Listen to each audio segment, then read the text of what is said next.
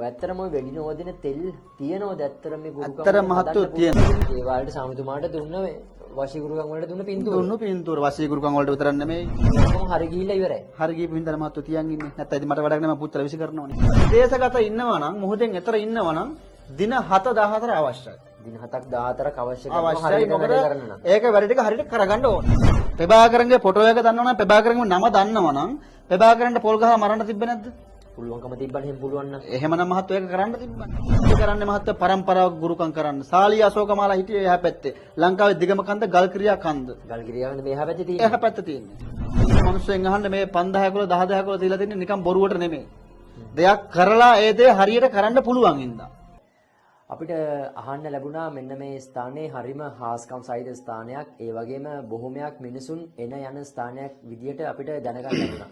ඉතින් නොයෙකුත් දෙනා මෙන්න මේ දේවාලය සම්බන්ධයෙන් නොයෙකුත් සටහන් තියලා තිබ්බා සමාජ මාධ්‍ය තුල විවිධ රූපවාහිනී වැඩසටහන් මාධ්‍යයේ මේ ගුරුන්වහන්සේ සාමිතුමා විවිධ වැඩසටහන් කරලා තිබ්බා. ඉතින් ඉල්ලීම් බොහොමයක් අපිට ලැබිලා තිබ්බා මෙන්න මේ සාමිතුමා සම්බන්ධයෙන් මෙතන මොන වගේ දේවල්ද කරන්නේ වැඩිපුර මෙතන මිනිස්සු මොන වගේ ප්‍රශ්න තරන් එන්නේ ඒ හැම දෙයක් ගැනම කතා කරන්න අපිට බොහොමයක් ඉල්ලීම් ලැබිලා තිබ්බා. ඉතින් ඒ නිසා අපි සාමිතුමාගේ දේවාල භූමියට අපි ආවා මේ ගැන තොරතුරු විමසන්න. නාලක සාමිතුමා. එහෙමයි. මුලින්ම දැනගන්න කැමති සාමිතුමා මේ ස්ථානයේ දැන් සෑහෙන මිනිසුන් එන යන ස්ථානයක්. එහෙමයි. මුලින්ම මේ මොන වගේ ප්‍රශ්න අරගෙන සාමිතුමා මෙතනට මිනිසුන් විශේෂයෙන්ම ගොඩක්ම ඉතින් ඔය වශී ගුරුකම් සම්බන්ධ තමයි එන්නේ. ඔය විදේශගත කට්ටිය පවා එහෙම තමයි කතා බහ කරලා සියලු දෙනා මගෙන් වැඩ රාජකාරී කරගන්නේ.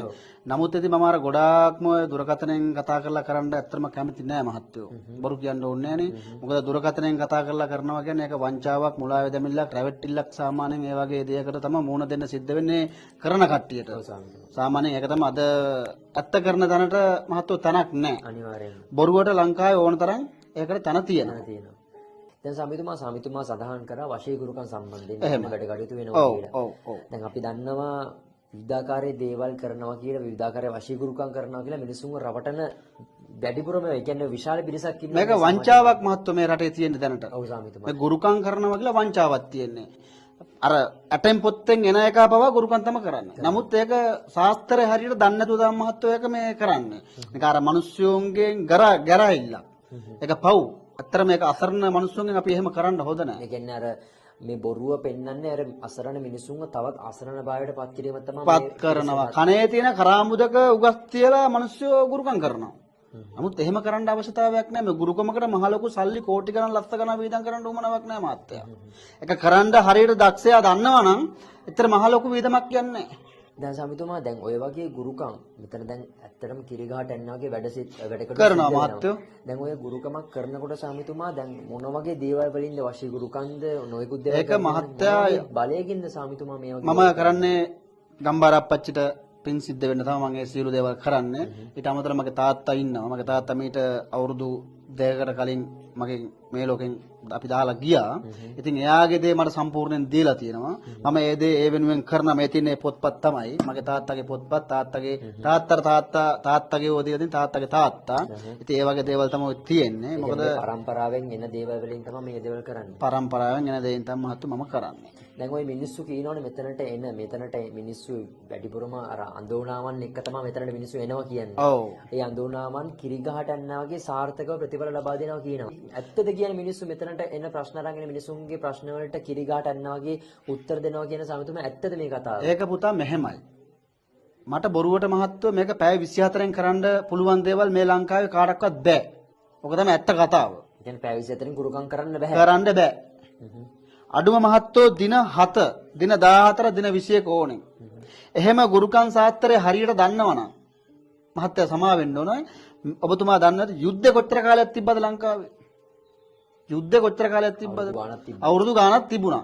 එච්චර ගුරුන්නාන්සලා බලගතු නම් ඇයි ඒ ගුරුන්නාන්සලා එකෙකුටවත් බැරි වුණේ ප්‍රභාකරන්ගේ ෆොටෝ එක දන්නවනම් ප්‍රභාකරන්ගේ නම දන්නවනම් ප්‍රභාකරන්ට පොල් ගහ මරන්න තිබ්බේ නැද්ද?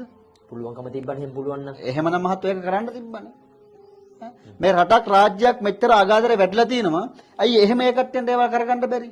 එහෙම කරන්න බෑ මහත්තයෝ. එතකොට මොන වගේ දේවල්ද මේ ශාස්ත්‍රයේ ඔය කියන විදිහට මොන වගේ දේවල්ද ඇත්තටම කරන්න පුළුවන්? ඇත්තටම මහත්තයෝ කරන්න පුළුවන් බැරි කමක් නැහැ. හිතන්නකෝ ඔබතුමා කාන්තාවක් සමග ප්‍රේම සම්බන්ධයක් ඇති කරගන්නවා. හැබැයි ඔබතුමා මේ ප්‍රේම සම්බන්ධය ඇති කරගන්න ඕනේ. ඒ ප්‍රේම සම්බන්ධයක් නැතුව ඔබතුමා දකින ගෑණිට යාළු වෙන්න, දකින මේ නිලියට යාළු වෙන්න එහෙම බෑ පුතා. එහෙම කරන ගුරුකම් මේ කොහෙවත් නැහැ. මං හිතන්නේ එහෙම කරන්න පුළුවන් ඇති. මොකද අපි කරන්නේ මහත්තයා පරම්පරාවක් ගුරුකම් කරන්න. සාලිය අශෝකමාලා හිටියේ එහා පැත්තේ. ලංකාවේ දිගම කන්ද ගල් ක්‍රියා කන්ද. ගල් ගිරියාවන්ද මෙහා පැත්තේ තියෙන්නේ. එහා පැත්තේ තියෙන්නේ. ඔය ඉන්න මිනිස්සුෙන් අහන්න මේ 5000 කුල 10000 කුල තියලා තින්නේ නිකන් බොරුවට නෙමෙයි. දෙයක් කරලා ඒ දේ හරියට කරන්න පුළුවන් ඉඳා. එහෙම නැතුව මහත්තයෝ මේ දේවල් බාර ගන්න බෑ. මම එහෙමයි. යන්තර මන්තර ගුරුකම් ශාස්ත්‍රයේ මහත්තයෝ අද කාලේ මිනිස්සු අද මේ මම කියන්නේ ඇටෙන් පොත්තෙන් එන එක කරනවා. කරලා කනවා. ඒකෙන් හම්බ කරලා කණ්ඩ කරන්නේ. එහෙම කරලා වැඩක් නෑ මහත්තයා. කරනවා නම් ඒ දේ මිනිස්සයාට ඒක යහපතක් වෙන විදියට. යහපතක් වෙන විදියට මහත්තයෝ ඒ දේ කරන්න ඕනේ. බොරුවට නිකන් මේ දවසෙන් දෙකෙන් තුනෙන් කරන්නම් වාර පුළුවන් කෙනෙක් ඉන්නවනම් දවස් පැය 24න් කරපු වෙද මහත්තයෙක් ඉන්නවනම් හරි ගුරු මෑණියෝ කෙනෙක් හරි ඉන්නවනම් හරි හාමුදුරු නමක් හරි ඉන්නවනම් අද හාමුදුරු කී දෙනෙක් ඉන්නවද එක දුරකථනයක් වීඩියෝ දුරකථනයක් ගන්න කියන්නේ ඔය කවුරුත් වීඩියෝ දුරකථන උස්සන්නේ වගකීමෙන් කියන්නේ ගුරු. වගකීමෙන් කරන්න පුතා ඔය කිසිම කෙනෙක් වීඩියෝ දුරකථනයක් උස්සන්නේ ජීවරයක් අදගෙන ඉන්න හාමුදුරු ගුරුනාන්සලා ඇඩ් දාලා තිනවා මෑණියෝ දාලා තිනවා ආයෙසර ගිහිල්ලා ඒ හැරමිටේ යන මිනිස්සු ගුරුකම් දාලා තිනවා බලන්න වීඩියෝ කෝල් එකක් කරන් කවුද කතා කරන්නේ කියලා. කියන්නේ ව්‍යාජ මිනිස්සු තමයි මේ දේවල් පෙන්නලා මිනිස්සු කතා කරන්නේ. ඔක තමයි මහත්තයා ඇත්ත කතාවද. අඩි විනයක්, කොඩි විනයක්, බන්ධනයක්, හූනියමක්. ඒ කපන්න හරියට ඒ ශාස්ත්‍රය දැනගන්න ඕනේ. එහෙම නැතුව බෑ පුතා. නිකන් මම කියන්නේ කරන්නම් වාලේ ගුරුකම් කරන්න බෑ.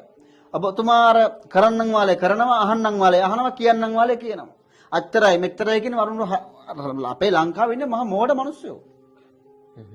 මෝඩ මිනිස්සු අහු වෙනවා අහිංසක මිනිස්සු. අහිංසක මිනිස්සු අහු වෙනවා. දැන් ඔය ගුරුන් මේ ස්වාමීතුමා දැන් ඔය පිටරට මිනිස්සුත් ඔය වගේ දේවල් කරගන්න බොහොමයක් පෙළඹෙනවා. දැන් ඔය පිටරට ඉන්න කෙනෙක්ට දැන් යම්කිසි ප්‍රශ්නයක් ආවොත් ස්වාමීතුමාව දැන් සම්බන්ධ කරගත්තොත් කොහොමද මේ වගේ දෙයක් කරගන්නේ? එයා ඉන්නේ පිටරට. ඔව් එයා ඉන්නේ මුහුදෙන් එතරනේ පුතා. එයා මුහුදෙන් එතර ඉන්නවා කියන්නේ අපි හිතන්නකෝ ඒ රටක කෙනෙක් කියලා හිතා ගන්නකෝ. එයා අපේ දුව හරි පිරිමි කෙනා හරි අපේ ලංකාවේ. එයා එහෙ රටක පුද්ගලයෙකුට හරි සම්බන්ධ වෙලා ඉන්නවා. ඉතින් අර වගේම එයාගෙත් ෆොටෝ එක නම ඕනේ. සාමාන්‍යයෙන් එයාලගේ අපේ ලංකාවේ කෙනා නම උපන් දිනේ ලග්නේ දන්නේ නැතුව ඇති. හරිද?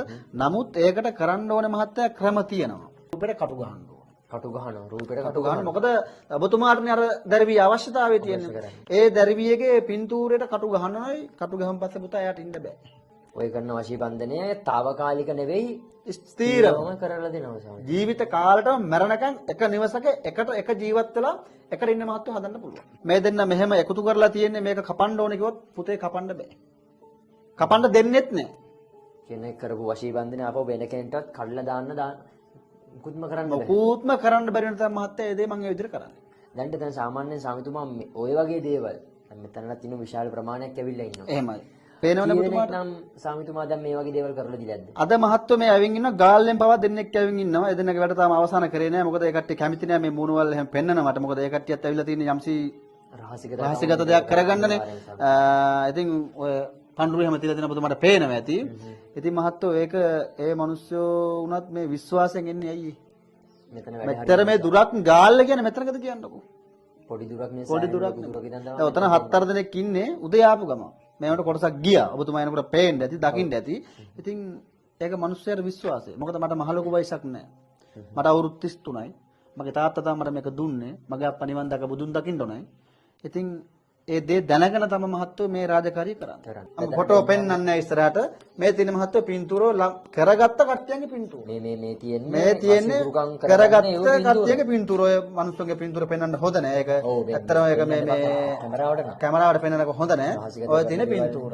මේ ස්වාමීතුමා කියන්නේ මේ ඔක්කොම පින්තූර මේ දේවාලට ස්වාමීතුමාට දුන්න වශී ගුරුකම් වලට දුන්න පින්තූර වශී ගුරුකම් වලට විතර නෙමෙයි සාමාන්‍යයෙන් ඔය එක එක නොයෙකුත් දේවල් වලට. දැන් මේ ඔක්කොම හරි ගිහිල්ලා ඉවරයි. හරි ගිහින් හින්දා මහත්තයෝ තියන් ඉන්නේ. නැත්නම් ඉතින් මට වැඩක් නෑ මම පුත්තලා විසි කරනවනේ. මෙච්චරක් තින්නේ මීට එහා නැද්ද තව පින්තූර? පුත්තේ මහත්තයෝ පින්තූර දැන් බැලුවොත් ඔබතුමා කාඩ්බෝඩ් පෙට්ටි තියෙනවා කාඩ්බෝඩ් පෙට්ටි පිරෙන්න තියෙනවා. ඉතින් තේරුමක් නෑ මේකස්සේ කොට ගහගෙන. මේකස්සේ කොට ගහන තේරුමක් නෑ. ඉතින් ඒකයි මම කිව්වේ අර මිනිස්සු නොයෙක් විවිධාකාර මිනිස්සු අද කාලේ ඉන්නවා. පව් අසරණ මිනිස්සු ඉන්නවා. නමුත් අර ඇත්ත කරන කට්ටිය ලෝකෙට පේන්නේ නැහැ. එන්නේ නැහැ මහත්තයෝ. ඇත්තට තනක් නැහැනේ අද. අනිවාර්යයෙන්ම. අද මේ ලංකාවේ අපේ මේ ශ්‍රී ලංකාවේ ඇත්තට තනක් නැහැ. අනිවාර්යයෙන්ම. මොනවගේ තව දේවල් අපි දන්න දැන් සූරාව සූදුවට බොහොමයක් තියෙනවා මහත්තයෝ. ඒවට අවශ්‍ය කරන යන්ත්‍ර තියෙනවා. ඒවට අවශ්‍ය කරන ශූර තියෙනවා. ඒ සියලු දේවල් ඒවට අවශ්‍ය කරන යම්සි ස්ථානවල තමන්ගේ නිවසේ ගහන්න ඕන තබ කොලේ තියෙන තබ කොලේ කියන්නේ ඒක යන්ත්‍රය අදලා තියෙන්නේ. තේරුණාද? ඒ යන්ත්‍රේ 1008 වාරයක් ජීවම් කරන්න ඕන. 1008 වාරයක් ජීවම් කළා හරියට අපි හිතන්නකෝ වෙළඳ ව්‍යාපාරයක් කඩා කප්පල්ලා තියනවා කියන්නකෝ. ඒ දේවල් සාමාන්‍යයෙන් හිතන්න කවුරු හරි මොනවා හරි යමක් කරලා තියනවා කියන්නකෝ.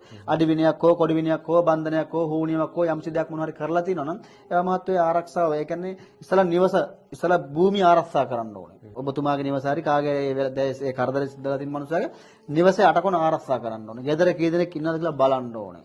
ඒ කට්ටියන්ගේ වෙලාවකොල බලන්න ඕනේ. හඳහම් බලන්න ඕනේ. ඒ ඔක්කොම බලලා තමයි ඒ ඔක්කොම බලලා තමයි මහත්තයෝ මෙන්න මේ ටික තමයි ඔබතුමාට කරගන්න ඕනේ කියලා මෙන්න මෙහෙමයි කියලා දැන් එතුමාට තේරුම් කරලා දෙන්න ඕනේ. සමාජ මාධ්‍යයේ බොහොමයක්ම මේ අර වෙඩි නෝදන තෙල් වර්ග ගැන කතා කරා. තියෙනවා මහත්තයෝ. ඔව් ඇත්තටම ওই වෙඩි නෝදන තෙල් තියෙනවද ඇත්තටම මේ ගුරුකම් ඇත්තටම මහත්තයෝ තියෙනවා. කොට මහත්තයෝ ඕකේ වෙඩි වදින්න ඇති තෙලක් කියන්නේ සාමාන්‍ය මහත්තයෝ හෙනරයිල තෙල හරියට හිදින්න ඕනේ. හෙනරයිල තෙල කියලා කියන්නේ ඔකට සාමාන්‍ය මහත්තයෝ එක දින 91ක්වත් හිඳින්න ඕනේ. දින 91ක්. ඒ කියන්නේ මාස දෙකකටත් එහා කාලයක් හිඳින්න ඕනේ. හිඳින්න ඕනේ. එහෙම එකල්ලා මහත්තයෝ ඔක හරියට ජීවම් කරන්න ඕනේ. ස්පිල්ලක් පාපිල්ලක්වත් වර්ධින්න බෑ. තේරුණා මම කියපුවා. ස්පිල්ලක්වත් පාපිල්ලක්වත් වර්ධින්න නැතුව තමයි මේ තේල හදන්න ඕනේ. හදන්නත් ඕනේ මහත්තයෝ. ඊට අමතරව තමයි අඩුම තරමේ මම්ම ගන්නකෝ. මම ගුරුනාංශ කෙනෙක් නේ. ඔව්. කිසිම මල ගෙදරකට මගුල් ගෙදරකට දාන ගෙදරකට පින්කම් ගෙදරකට අඩුම තරමේ කසාදයක් බදලා ඉන්නවනම් තමන්ගේ නෝන මහත්තයන්වත් මහත්තයෝ එකට නිදියන්න හොඳ නැහැ. ඔක තමයි ඇත්ත කතාව. මොකද ඒ හෙනරයිලේ තල මහත්තයෝ හිදිනවා කියන්නේ ශුර වලට දානවා කියන්නේ ඇත්තට මේක හරියට කරන්න ඕනේ. ඒක හරියට කරේ නැත්නම් මහත්තයා අපිට ඒ දෙයින් ප්‍රතිඵල ගන්න බෑ.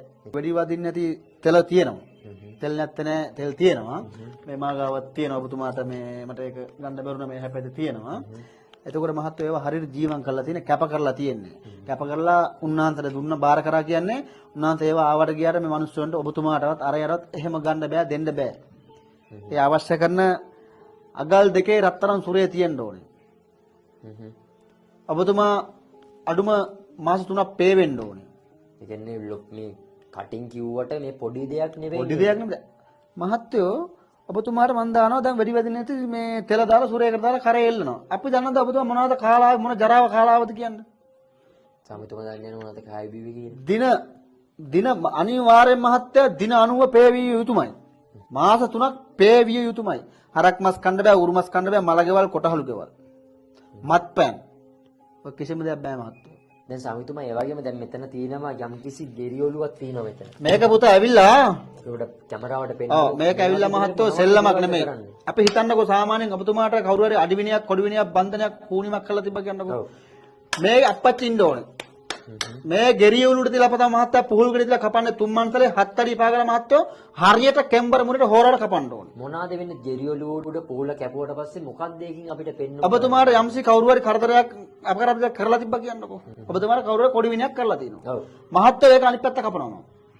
ඒ කියන්නේ කොඩි විනේ කරපු කෙනා අපිට මේක කපලා ඒක ආපස්සට ඔබතුමාට කරපු කෙනාට අනිත් පැත්තට මේක කපනවා. හැබැයි දවසෙන් දෙකෙන් ඌ කොර වෙන්නෙත් නෑ, අබ්බගත වෙන්නෙත් නෑ, අන්දෙක් වෙන්නෙත් නෑ, බීරෙක් වෙන්නෙත් නෑ, ඒක මැරලා යන්නෙත් නෑ. දින 14ක් අතුලට මහත්ව ප්‍රතිඵල දෙනවා. ඒක ඒකාන්තයි සත්‍යයි අද්දුටුයි. දින 14ක දින 14ක් කොඩි විනේ කරපු කෙනාට අපිට කැපිලා යන ගියාට පස්සේ ප්‍රතිඵල අපිට බලා ගන්න පුළුවන්. දින 14 මහත්ව මේ ගෙරිය ඔලුවට දාලා කැපුවා කියන්නේ. ඒකයි මං කිව්වේ මහත්තයා 3 මන්සලේ කරන්න මහත්ව රාත්‍රී 12 2ක් අතරින්. කනත් දපලා ගිහිල්ලා 3 මන්සල හරියට මහත්ව පොල් ගෙඩේ කපන්න ඕනේ. කනත් ගිහිල්ලා කරන්නේ මේක. කනත් ගිහිල්ලා කරන්න මහත්තයා. ඉතින් ඒක මිනිස්සු මේ අර මේක ජාවාරමක් කරන් ඉවරයි මහත්තයා. මේක ආයේ හොදන්න දෙයක් නෑ. මම කියන්නේ අටෙන් පොත්තෙන් යනකොට ගුරුකම්. අටෙන් පොත්තෙන් යනකොට ගුරුකම්. වෙච්චර පොඩි එකා ගාපා ෆෝන් 4යි 5යි. මේක කරලා බිස්නස් එකක් කරගෙන මිනිසුන් මේක ව්‍යාජව මහත්තයා ගිහිලා තියෙන්නේ. ඉතින් ඒක තමයි ඉතින් මිනිසුන් දැනගන්න ඕනේ ඇත්ත කරන්න මොන වගේ තැනකද ඇත්ත දේවල් කරන්න මොන වගේ ස්ථානකද මිනිසුන් වැඩිපුර වෙන්නේ ඇත්ත කරන නිසා තමයි කියලා මිනිසුන් මොලෙන් කල්පනා කරලා තීරණ ගන්න ඕනේ. ඉතින් සමිතුමා බොහොමයක් දේවල් කතා කරා. ඇත්තටම අපිට සතුටුයි මේ වගේ ස්ථානයකට ඇවිල්ලා මේ වගේ දේවල් අපි නොදන්න දේවල් බොහොමයක් කතා කරන්න අපිට අවස්ථාව ලැබුණා. ඉතින් දැන් එළියේ ඉන්නවා තව විශාල මිනිසුන් ඔය ප්‍රමාණයක්. ඔය ඉන්නවා. දුර බැහැර විඳන් ඇවිල්ලා මිනිසුන් ප්‍රමාණයක් ඉන්නවා. අපි දැන් ඒ වෙලාවට අවස්ථාව දෙන්න ඕනේ. ඉතින් බොහොම ස්තුතියි ස්වාමීන් වහන්සේ